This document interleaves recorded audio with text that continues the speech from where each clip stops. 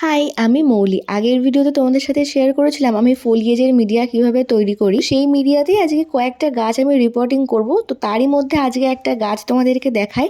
এটা হচ্ছে মনস্টেরা থাই কনস্টেলেশন। এটাকে প্রথমেই দিয়েছিলাম 4 ইঞ্চির একটা পটে। একদম ছোট্ট একটা গাছ ছিল, সেখান থেকে দিয়েছিলাম একটা 8 ইঞ্চির পটে।